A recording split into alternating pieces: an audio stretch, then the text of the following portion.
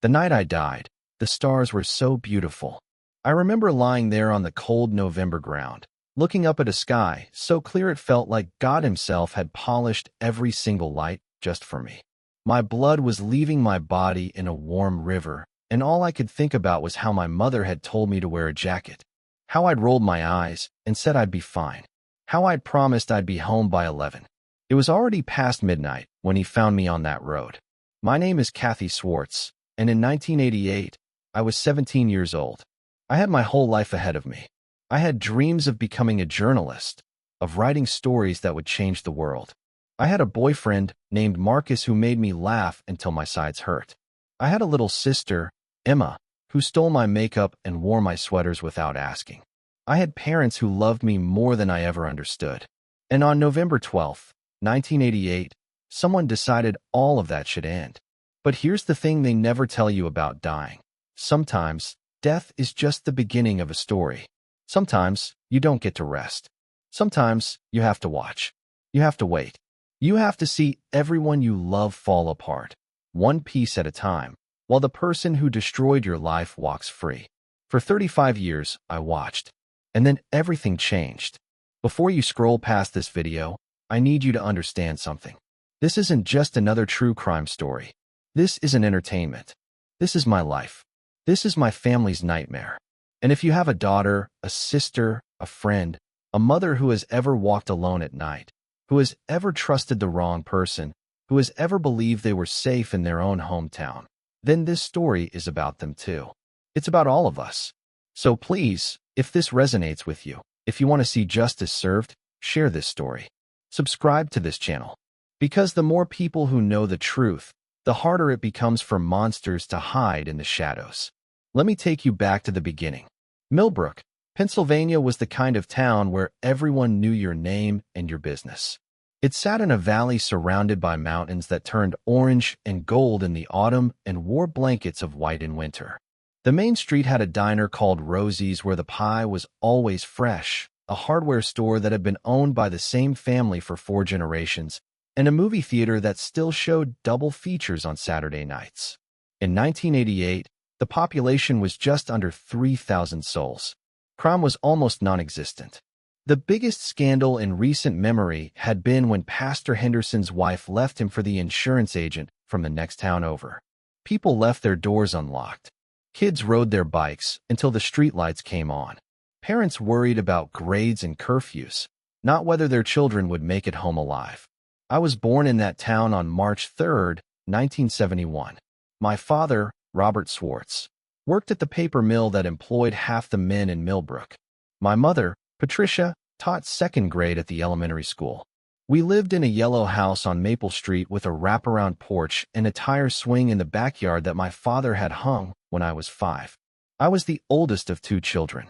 Emma came along 4 years after me, a surprise baby that my mother called her miracle. From the moment Emma took her first breath, I was her protector. I changed her diapers. I taught her to read. I held her hand on her first day of kindergarten when she cried and didn't want to let go of our mother. Growing up in Millbrook was like living inside a snow globe. Beautiful, contained, predictable. I knew every street, every shortcut through the woods, every face in town. I babysat for the Hendersons down the street. I worked the counter at Rosie's Diner on weekends. I was on the honor roll, the yearbook committee, and the debate team. Everyone said I was going places. Everyone said I was special. I believed them. In 1988, I was a senior at Millbrook High. College applications were due, and I'd set my sights on Columbia University in New York City. I wanted to study journalism, to write for the New York Times, to investigate corruption and give voice to the voiceless. My English teacher, Mrs. Patterson, told me I had a gift. She said I asked questions other people were afraid to ask. Maybe that was my problem. Maybe I asked too many questions. Maybe I noticed things I shouldn't have noticed. Maybe I trusted someone I should have feared. The autumn of 1988 was unseasonably warm. We wore light jackets into October, and the leaves held on to their colors longer than usual. I spent most of my free time with Marcus, my boyfriend of 8 months. He was a year older than me, already attending community college and working part-time at his father's auto shop. He had kind eyes and strong hands and a laugh that echoed off the mountains. We'd met at a football game the year before. I'd been covering the game for the school newspaper, and he'd been sitting alone in the bleachers, reading a book while everyone else screamed about touchdowns. A boy reading at a football game. How could I not fall in love? Our relationship was innocent by today's standards. Hand-holding in the hallways, stolen kisses behind the bleachers, long phone conversations that made my mother tell me to get off the line so she could use it. We talked about our futures. He wanted to take over his father's shop one day, modernize it, maybe expand to the next town. I told him about Columbia, about New York City, about all the stories I would tell. He never made me feel like my dreams were too big. He never asked me to stay small. "You're going to take over the world, Cathy Swartz," he'd say, that crooked smile spreading across his face. "And I'm going to be the proudest guy in Pennsylvania, telling everyone I knew you when." If I close my eyes, I can still hear him saying that. I can still feel his arms around me, strong and safe and warm. I can still smell the motor oil that never quite washed out of his clothes. But Marcus wasn't the only man in my life that autumn. There was someone else. Someone older. Someone everyone trusted.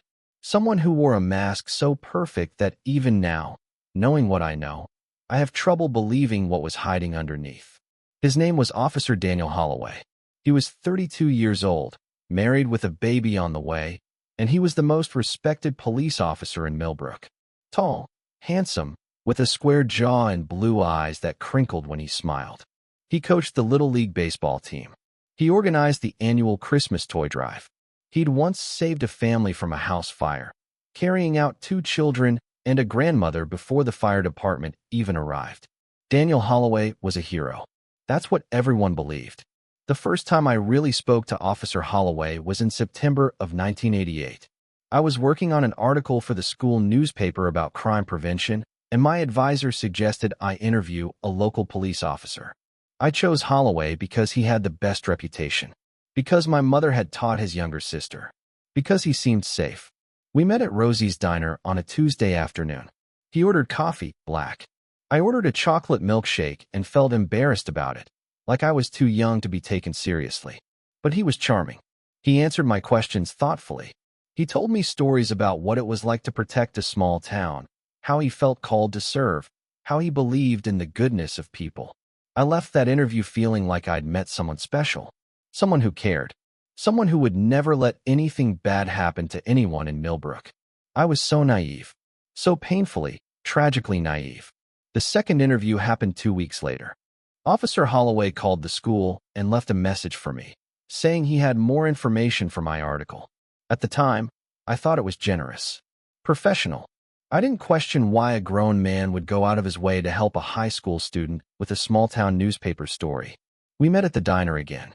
This time, he sat a little closer. His compliments came a little faster. He told me I was mature for my age, that I had an old soul, that I wasn't like other girls in Millbrook who just wanted to get married and have babies. He said I was going places. I ate it up like poison coated in honey.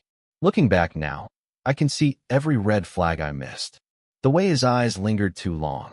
The way he always found excuses to touch my hand, my shoulder, my arm. The way he steered conversations toward personal topics. My hopes, my fears, my relationships. "That boyfriend of yours," he said one afternoon, swirling his coffee. "Marcus, right? He treating you well?" I nodded, confused by the question. "He's great." "Good." He smiled, but it didn't reach his eyes. "A girl like you deserves someone who appreciates her. Someone who understands how special she is." I didn't understand the implication. I thought he was being protective, like a concerned older brother or uncle. I thought he was looking out for me. By October, the interviews had become regular meetings. He'd find me after school, offer me a ride home, stop at the diner for coffee. My parents knew Officer Holloway. Everyone did. He was trusted. When my mother saw me getting out of his patrol car one afternoon, she just smiled and waved. "That's so nice of him," she said at dinner that night. "Such a good man." I nodded, but something had started to feel wrong. I couldn't name it. It was like a shadow at the edge of my vision, something dark that disappeared whenever I tried to look directly at it. He'd started asking about my schedule, when I had classes, when I worked at the diner. when Marcus was busy. He knew my routines better than I did. At the time, I told myself he was just being thorough. Police officers noticed details. It was their job. One afternoon in late October, we were in his patrol car. He'd offered to drive me home after my shift at Rosie's because it was raining. Instead of taking me straight home, he pulled into the parking lot behind the abandoned textile mill on the edge of town. "I need to tell you something," he said, turning off the engine. My heart started pounding. Not from fear. Not yet. I was 17 and stupid and still believed in heroes. "I can't stop thinking about you, Cathy." His voice was low, intimate. "I know it's wrong. I know I'm married. But there's something between us. Don't tell me you don't feel it too." I froze. My mind couldn't process what was happening. This was Officer Holloway, the man who saved children from fires, the man my mother admired, the man the whole town trusted. "I should go home," I whispered. His hand closed around my wrist. Not hard enough to bruise, just hard enough to make a point. "Don't be scared." He smiled, and for the first time, I saw something behind his eyes that terrified me. "I would never hurt you. I just want us to be honest with each other." He drove me home after that. Didn't say another word. When I got out of the car, my legs were shaking so badly I could barely walk to my front door. I didn't tell anyone. Who would believe me? Officer Holloway was a hero. I was just a teenage girl, and nothing had really happened, right? He'd just said he had feelings. That wasn't a crime. Maybe I was overreacting. Maybe I had led him on somehow without meaning to. This is the trap, isn't it? This is the cage that predators build around their prey. They make you question yourself. They make you feel crazy. They use their power and their reputation to isolate you from everyone who might help. Let me ask you something, and I really want you to think about it. If you were in my shoes, 17 years old, facing a man everyone trusted, would you have spoken up? Would you have told someone who might not believe you, who might even blame you? Leave a comment below. Tell me honestly what you think you would have done. Because I've spent 35 years asking myself the same question. After that day, I started avoiding Officer Holloway. I quit my shifts at Rosie's and found excuses not to be alone. I stuck close to Marcus, to my friends, to anyone who could serve as a buffer between me and the man who had revealed himself behind his mask. But Millbrook was a small town. There was nowhere to hide. He found ways to cross my path. He'd drive by my house slowly, his patrol car a constant reminder that he was always watching. He'd show up at the places I went. The library, the grocery store, even the diner, on the one shift I'd agreed to take because we were short-staffed. He never said anything inappropriate in public. He was too smart for that. He'd just smile, tip his hat, ask how I was doing in that friendly voice that made everyone around us think he was the nicest guy in the world.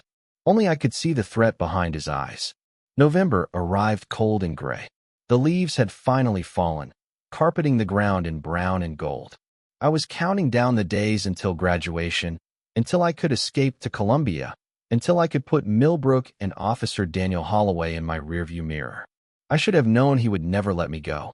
Marcus knew something was wrong. He asked me constantly, held me when I cried without explanation, promised he would protect me from whatever was scaring me. But how could I tell him? Daniel Holloway was an officer of the law. He had a gun. He had power. And I had seen what he was capable of. One night, about a week before everything happened, Marcus and I were parked at our favorite spot overlooking the valley. The lights of Millbrook twinkled below us like earthbound stars. "Tell me," Marcus said, taking my hand. "Whatever it is, I can handle it." I almost did. The words were right there, pressing against my teeth, desperate to escape. But then I thought about what Holloway might do if I talked. He could hurt Marcus. He could hurt my family. He could destroy my future with lies that people would believe because he wore a badge. "It's nothing," I said. "Just stress about college applications." He knew I was lying. I could see it in his eyes.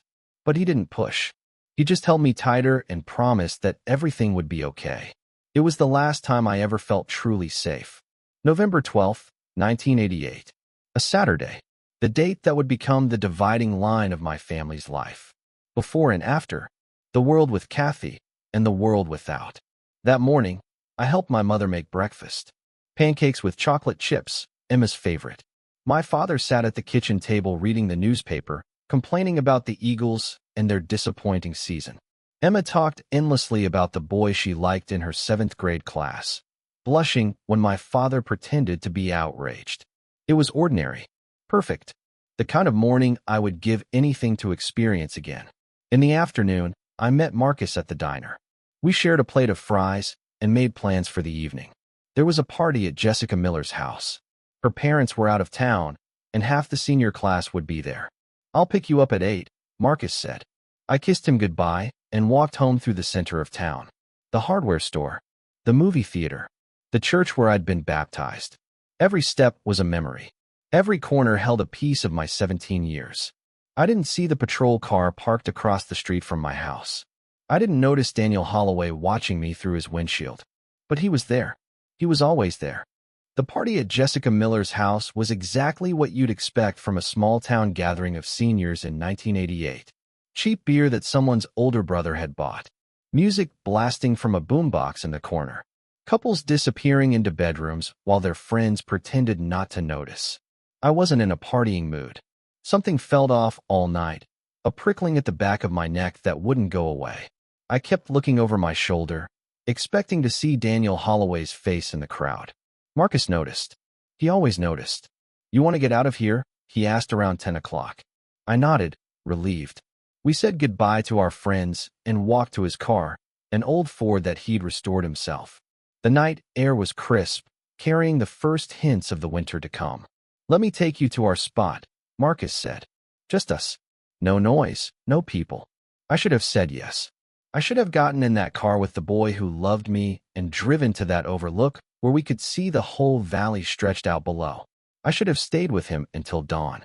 Instead, I made the worst decision of my life. "Actually, can you just take me home? I'm not feeling great." Marcus frowned but didn't argue. He drove me to my house on Maple Street, kissed me goodnight, and watched me walk to the front door. I turned and waved before going inside. That was the last time he ever saw me alive. I didn't stay home. I couldn't. The house felt too small, too quiet, and my thoughts were too loud. Emma was already asleep. My parents had gone to bed early. I was alone with my fear and my secrets and the growing certainty that something terrible was about to happen. At 11:30, I slipped out my bedroom window. I don't know why I did it. Maybe I needed to feel in control of something. Maybe I wanted to prove to myself that I wasn't afraid, that Daniel Holloway didn't own me, that I could walk through my own town without permission from anyone. Or maybe some part of me knew. Maybe some deep, primal instinct understood that this night would be my last, and I wanted to say goodbye to everything I loved. I walked through the sleeping streets of Millbrook, past the diner where I'd worked so many shifts, past the school where I'd learned and laughed and dreamed, past the library where I'd fallen in love with books as a child, where I'd discovered that words had power, that stories could change the world. The night was cold but beautiful. Stars blazed overhead, more stars than I'd ever seen. I wrapped my arms around myself and kept walking, my breath forming small clouds in the darkness. I was about a mile from home when I heard the car. At first, I didn't think anything of it. Cars pass sometimes, even late at night. Shift workers from the paper mill. Teens coming home from parties. Nothing to worry about. But this car didn't pass. It slowed down behind me, matching my walking pace.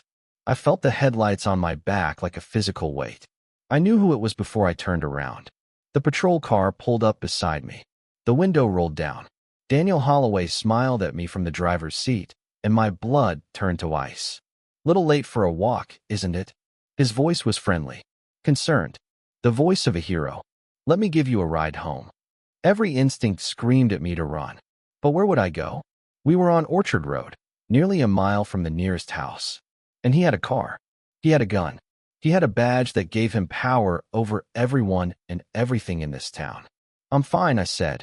"Just needed some air." It's not safe for a young woman to be out alone at night. He got out of the car, and suddenly he was much bigger than I remembered. Much closer. "Come on. I'll take you home." I took a step backward. Then another. I said I'm fine. His smile didn't waver, but something shifted in his eyes. Something dark and hungry that he'd been hiding all along. "Cathy." His voice dropped low, the way it had that day in the parking lot. "Don't make this harder than it needs to be." I ran. I don't know what I thought would happen. I don't know where I thought I could go, but my body made the decision before my mind could catch up, and suddenly I was sprinting down the dark road, my lungs burning, my heart pounding so hard I could hear it in my ears. I heard his footsteps behind me. Heavy, fast, closing the distance. I made it maybe 50 yards before he caught me. His hand closed around my arm and spun me around. I tried to scream, but his other hand clamped over my mouth, muffling the sound. His eyes were wild now, all pretense of civility gone. I told you not to make this harder, he hissed. He dragged me off the road and into the trees. I fought with everything I had. I scratched. I bit. I kicked.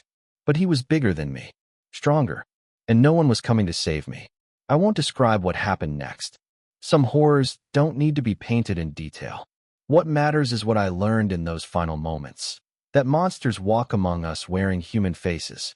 That the people we trust the most can be the ones who destroy us. That evil doesn't announce itself with thunder and lightning. It smiles. It wears a badge. It coaches Little League and organizes toy drives and makes everyone believe it's a hero. When it was over, he stood above me. I was lying on the cold ground, bleeding from wounds I couldn't count. The stars were still beautiful overhead. So beautiful. I remember thinking how strange it was that the universe could be so indifferent to what was happening on this small patch of earth. No one will believe you, he said, almost casually. But that doesn't matter now, does it?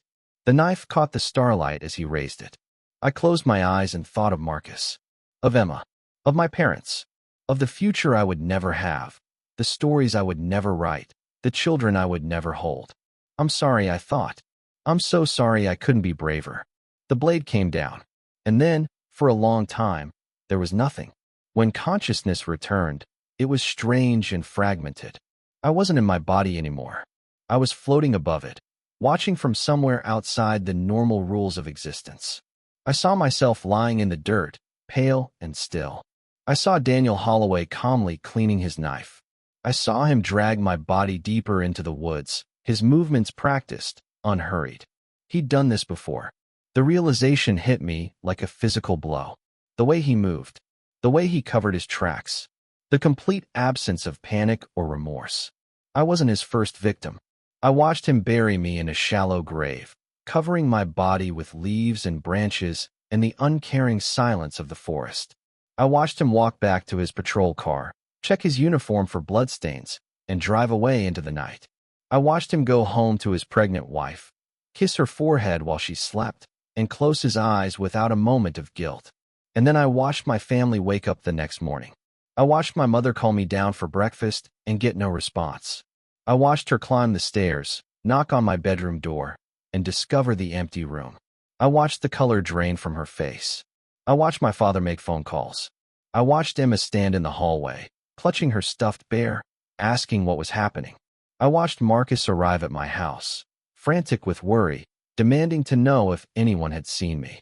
I watched Officer Daniel Holloway pull up in his patrol car, expression grave, asking how he could help. And I screamed. I screamed and screamed and screamed, but no one could hear me. I was a ghost, a whisper, a memory that was already fading from the world of the living. I was 17 years old, and I was gone. The search for me lasted 3 weeks. I watched all of it. I had no choice.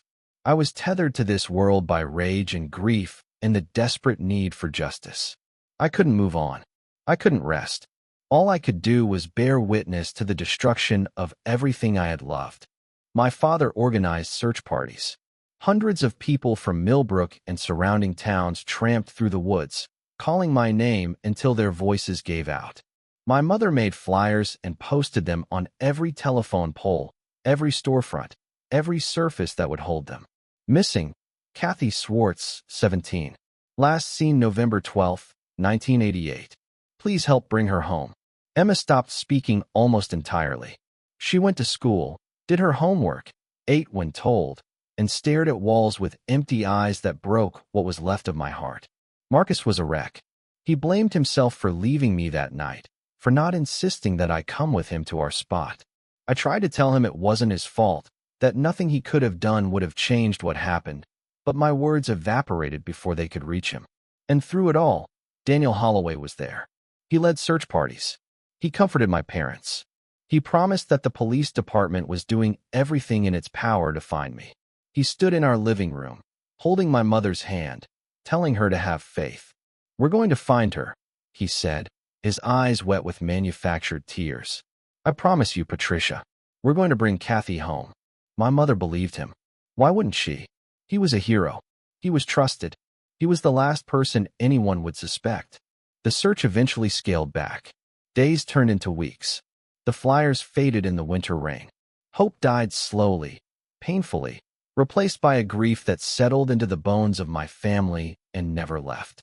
On December 3rd, 1988, the police officially classified me as a missing person presumed dead. There was no body, no evidence, no suspects, just a 17-year-old girl who had vanished into the night.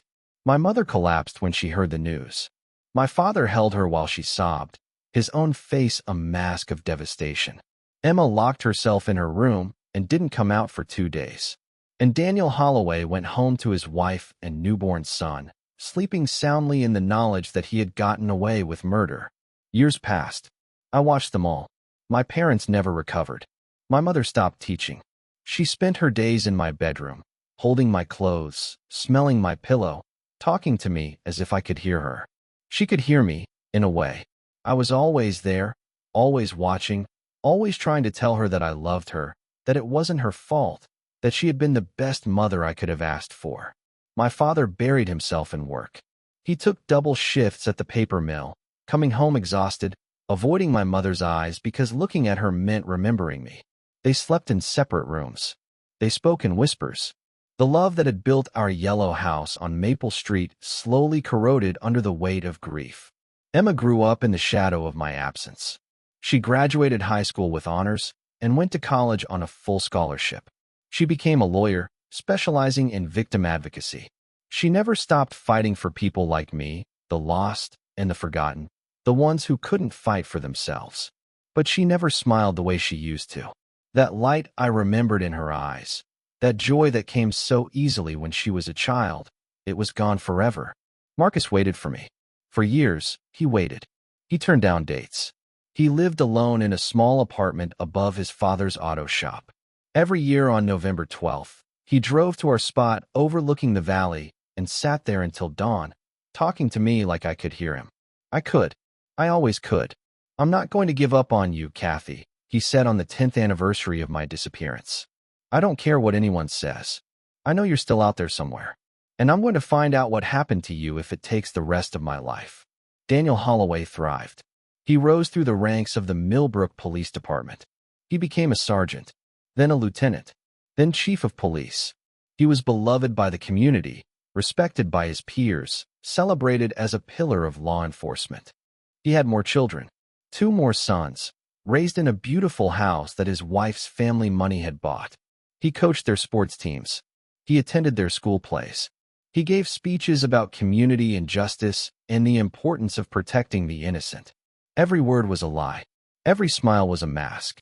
And every night, when he closed his eyes, I was there, watching, waiting, counting the days until justice would finally come. Because I knew something he didn't. I knew that the truth has a way of rising to the surface, no matter how deep you bury it. I knew that time was on my side, not his. I knew that somewhere in the universe, there was a balance that had to be maintained, a scale that had to be set right. I knew that he would pay for what he had done to me. I just didn't know how. Not yet. The answer came in 2023, 35 years after my death, in the form of a woman named Dr. Rachel Chen. Rachel was a forensic investigator who specialized in cold cases. She had a reputation for solving the unsolvable, for finding justice when everyone else had given up. She had put away dozens of murderers, rapists, and kidnappers, many of them decades after their crimes. She came to Millbrook because of Emma. My sister had never stopped looking for answers. Even as she built a successful law career, even as she married and had children of her own, she kept my case file on her desk. She reviewed the evidence every year. She consulted with experts. She refused to let me be forgotten. When she heard about Dr. Rachel Chen, she reached out immediately. "I know it's been 35 years, Emma said in their first meeting. "I know the chances are almost zero. But she was my sister, and I need to know what happened to her. Rachel studied Emma's face.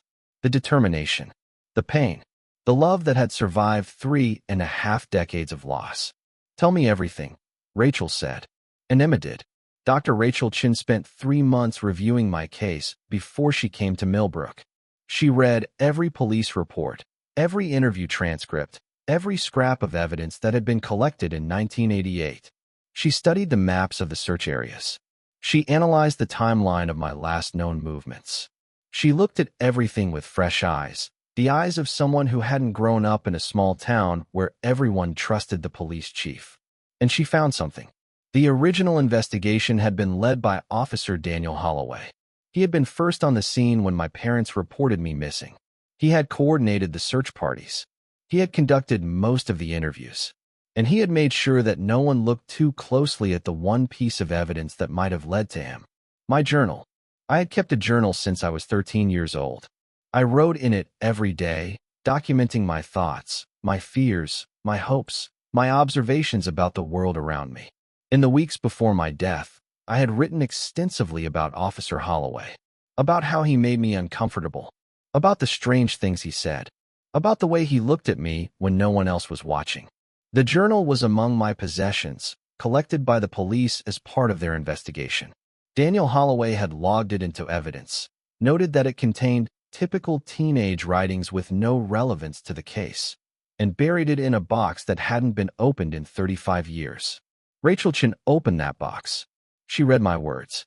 She heard my voice, preserved in ink on paper, telling the truth about the man who had killed me. And she knew, with the certainty that comes from decades of experience, that she had found the monster everyone had been looking for. But knowing wasn't enough. She needed proof. Physical evidence that could withstand legal scrutiny, that could put Daniel Holloway away for the rest of his life. She needed to find my body. In April 2023, Rachel Chen came to Millbrook. She brought a team of forensic specialists, ground-penetrating radar equipment, and a determination that I recognized immediately. She was like me, I realized. She asked questions that other people were afraid to ask. The town was not welcoming. Daniel Holloway was still chief of police, and he had decades of goodwill built up in the community. When Rachel announced that she was reopening the investigation into my disappearance, he smiled for the cameras and promised full cooperation. Behind closed doors, he did everything in his power to obstruct her. He denied access to evidence. He refused to authorize searches. He spread rumors that Rachel was a glory-seeking outsider who was wasting resources on a case that had been cold for 35 years. But Rachel had allies. Emma, now a powerful attorney with connections throughout the state, used every favor she had ever been owed to clear obstacles from Rachel's path. Marcus, who had never given up hope, provided information about my habits, my routines, the places I loved. And the state police, suspicious of a local chief who seemed overly invested in keeping a cold case closed, began their own quiet investigation. The breakthrough came in May. Rachel's team had been scanning the wooded areas around Orchard Road, the last place I had been seen alive. The ground-penetrating radar detected an anomaly about 200 yards off the road, in a dense patch of forest that had been searched in 1988 but never thoroughly excavated. It took 3 days to dig carefully through decades of accumulated leaves and soil. On the third day, they found me. My bones were exactly where Daniel Holloway had left them 35 years earlier. The shallow grave had protected them from animals, but not from time. I was fragmented, incomplete, reduced to the physical evidence of a life cut short. But I was enough. Rachel's team recovered DNA from my remains. They matched it to samples provided by Emma. They confirmed, beyond any doubt, that the bones belonged to Cathy Swartz, age 17, missing since November 12, 1988. They also found something else. Daniel Holloway had been careful, but not careful enough. In his arrogance, he had made a mistake. A button from his police uniform, torn off during our struggle, had been buried with me. The button had a partial fingerprint preserved in some kind of organic residue, protected from the elements by the soil that covered it. 35 years later, forensic technology had advanced enough to extract a viable print. It matched Daniel Holloway. The arrest happened on a sunny morning in June 2023. Rachel Chen and a team of state police officers drove to the Millbrook Police Department, walked past the officers who had worked under Holloway for decades, and put handcuffs on the chief of police in his own office. I was there. I watched his face as he realized that everything he had built, everything he had gotten away with for 35 years, was coming to an end. He tried to deny it. He tried to explain away the evidence. He tried to invoke his decades of service, his reputation, his standing in the community. No one was listening anymore. The trial lasted 3 weeks. The prosecution presented my journal. They presented the forensic evidence from my remains. They presented the button and the fingerprint. They presented testimony from 2 other women who had come forward after Holloway's arrest, women who had been attacked by him in the years after my death, women who had been too afraid to speak until they saw that someone was finally willing to believe them. Daniel Holloway was convicted of first-degree murder. He was sentenced to life in prison without the possibility of parole. I watched the verdict from the back of the courtroom, invisible to everyone except, perhaps, my mother, who looked up at one point and seemed to stare directly at me, a small smile crossing her face. "Thank you," she whispered. I don't know if she knew I was there. I don't know if it was just her imagination, her grief, her desperate hope that I was somehow still with her. But I like to think she felt me. I like to think she understood that I had never really left, that I had been watching over her and Emma and Marcus and my father all along, that my love for them had been the only thing keeping me tethered to this world. That night, for the first time in 35 years, I felt something shift. The rage that had kept me here, the desperate need for justice, began to fade. In its place came something unexpected. Peace. But my story didn't end with the verdict. Because there were others. I had known it from the moment Daniel Holloway killed me. The practiced way he moved. The complete absence of hesitation. The casual cruelty that spoke of experience. I was not his first victim. Rachel Chen knew it too. In the weeks after the conviction, she began investigating Daniel Holloway's past with the same meticulous attention she had brought to my case. She looked at unsolved disappearances from the towns where he had lived before coming to Millbrook. She examined cold cases that had never been connected, victims whose families had never received answers. She found them. Sarah Mitchell, 22 years old, missing from a town called Riverside in 1985. Her body had never been found. Daniel Holloway had been a patrol officer there before transferring to Millbrook. Jennifer Torres, 19 years old, missing from Westfield in 1983. Same story. Same lack of evidence. Same young woman who had simply vanished. Amy Patterson, 20 years old, missing from Holloway's hometown of Glendale in 1981.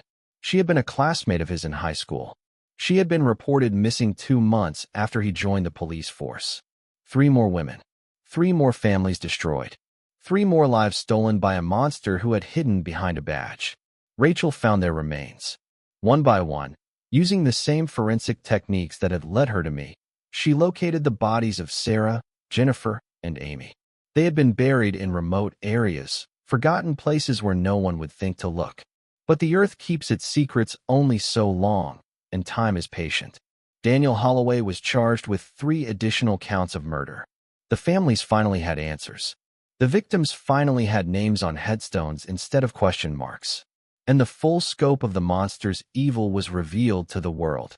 He had killed for over a decade before he killed me. He had destroyed 4 families, ended 4 young lives, and walked free for 35 years. But not anymore. The second trial was shorter than the first. The evidence was overwhelming. The defense had nothing to offer but futile objections and desperate legal maneuvers. 3 more life sentences were added to Daniel Holloway's punishment. He would die in prison, alone, stripped of the respect and admiration he had cultivated for decades. His name would be remembered not as a hero, but as a cautionary tale about the monsters who hide in plain sight. I watched the families of Sarah, Jennifer, and Amy embrace each other after the verdict. I watched them weep with relief and grief and the complicated emotions that come with finally knowing the truth. I watched them thank Rachel Chen, thank Emma, thank everyone who had refused to give up. And I felt something I hadn't felt in 35 years. Satisfaction. It wasn't joy. You can't feel joy at the end of a story like this. Too many lives were lost. Too much pain was inflicted. Too many years were stolen from too many people. But there was satisfaction in knowing that it was over, that he would never hurt anyone again, that the mask had been ripped away and the world could finally see the truth. Marcus came to the courthouse that day. He was 53 years old now, gray at the temples, lines around his eyes that hadn't been there when we were young. But when I looked at him, I still saw the boy who had made me laugh until my sides hurt, the boy who had believed in my dreams, the boy who had promised to wait for me. He had waited. All these years. He had never married, never had children, never fully moved on from the girl he had lost when he was 18 years old. I wanted to tell him it was okay. I wanted to tell him to live, to love, to find happiness in whatever time he had left. I wanted to tell him that I would always be with him, that death hadn't changed the way I felt, that he had been the great love of my short life. But I couldn't speak to him. I could only watch. Until Emma did something unexpected. After the second trial, she approached Marcus in the hallway outside the courtroom. She hadn't seen him in years. Life had taken them in different directions, and the shared trauma of my death had made it painful for them to be around each other. But now she reached out and took his hand. She loved you, Emma said. I want you to know that. She talked about you all the time. You were her person. Marcus's eyes filled with tears. She was mine too. I know. Emma squeezed his hand. And I know she would want you to be happy. She wouldn't want you to spend the rest of your life alone. Marcus didn't respond, but something in his face shifted. Something released. I watched it happen. I watched the grief that had held him prisoner for 35 years begin to loosen its grip. I watched him take a deep breath, as if for the first time since November 12, 1988. And I felt grateful. Grateful to Emma for saying what I couldn't say. Grateful to Marcus for loving me so completely. Grateful to everyone who had remembered me, who had fought for me, who had refused to let my story end with a shallow grave in the woods. That night, I went to my parents' house on Maple Street. They were both there, sitting on the porch, watching the sunset paint the sky in shades of orange and pink. They were old now, in their 80s, their hair white, their bodies fragile.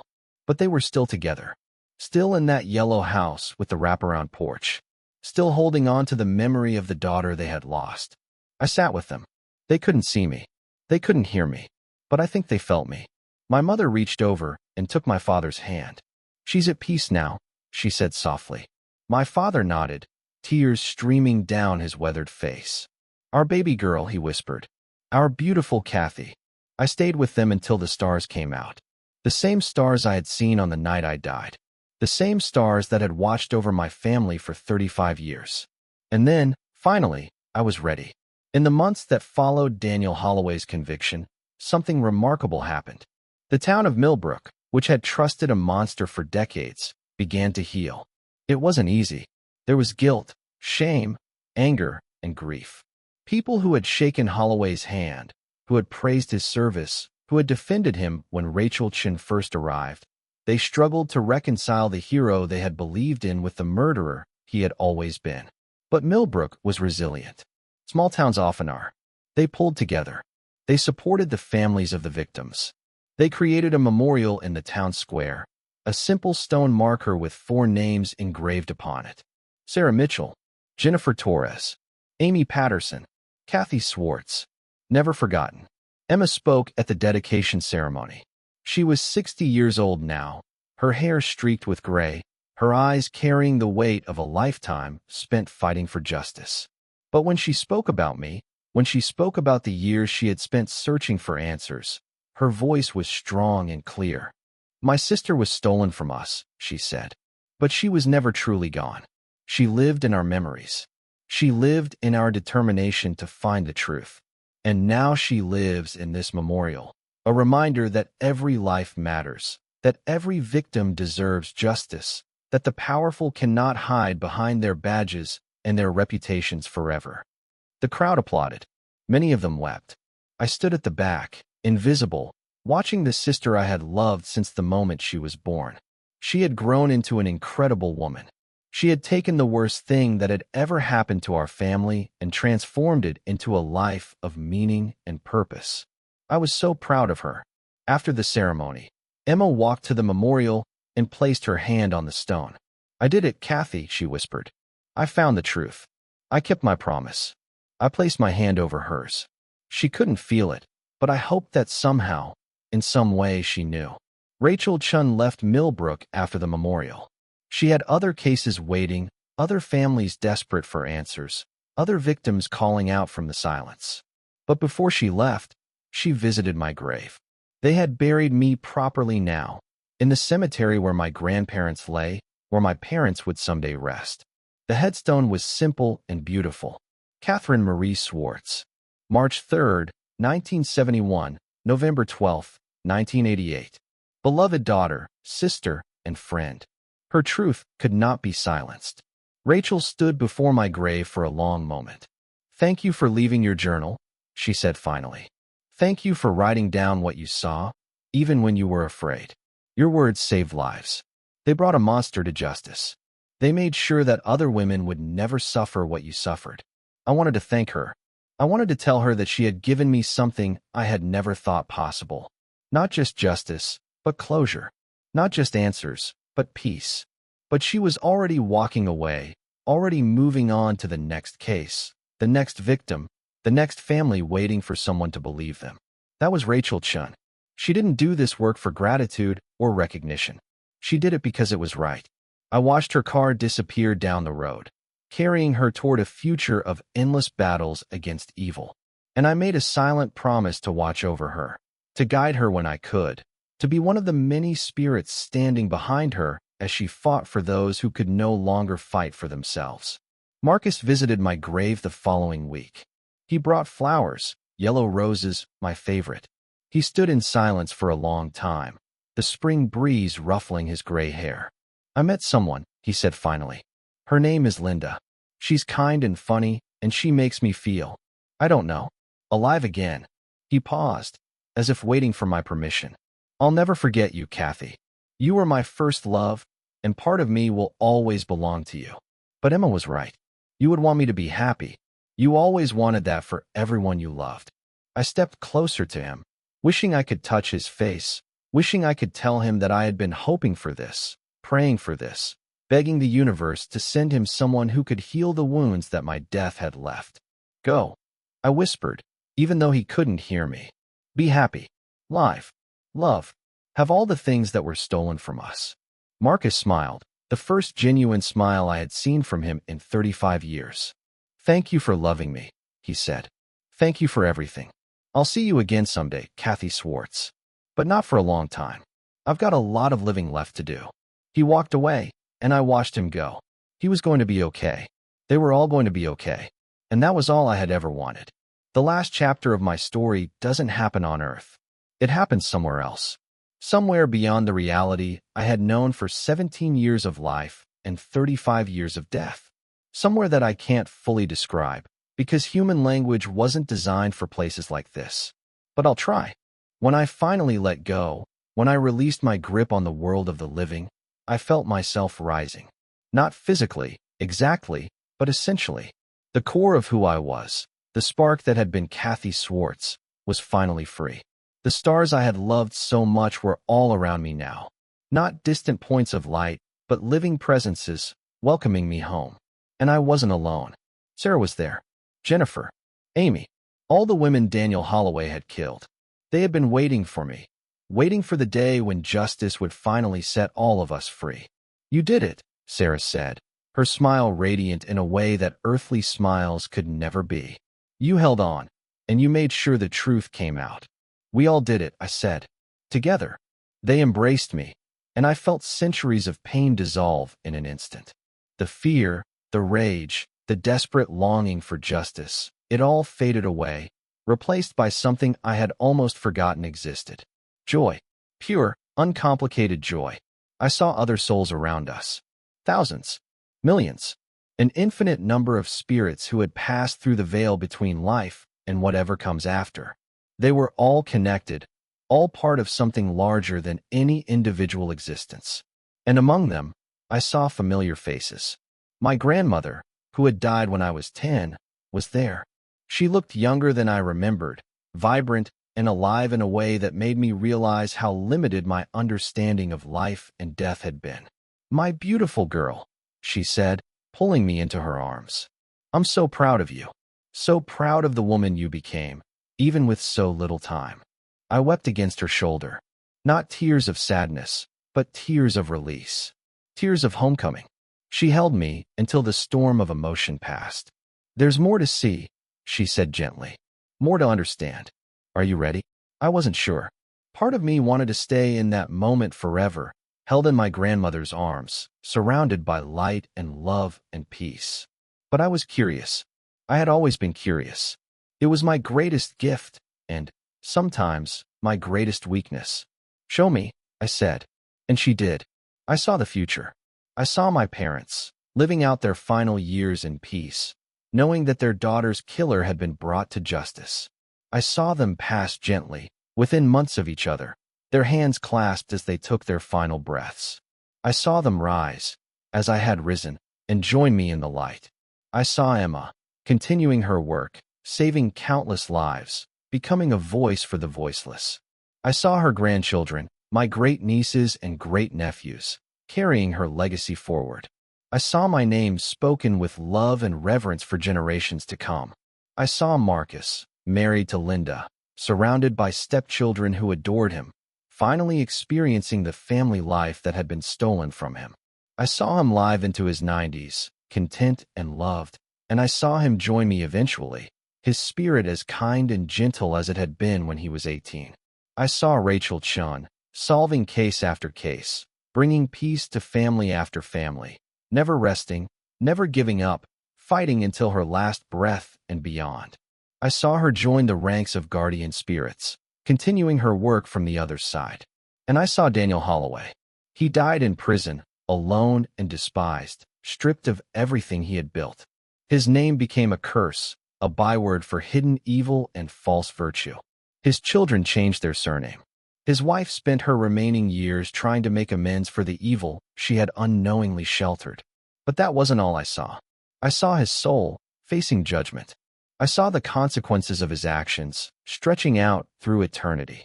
I saw that justice doesn't end with death, that the universe keeps its accounts balanced in ways that human courts can only approximate. I saw him face every moment of pain he had caused, every scream, every tear, every shattered dream.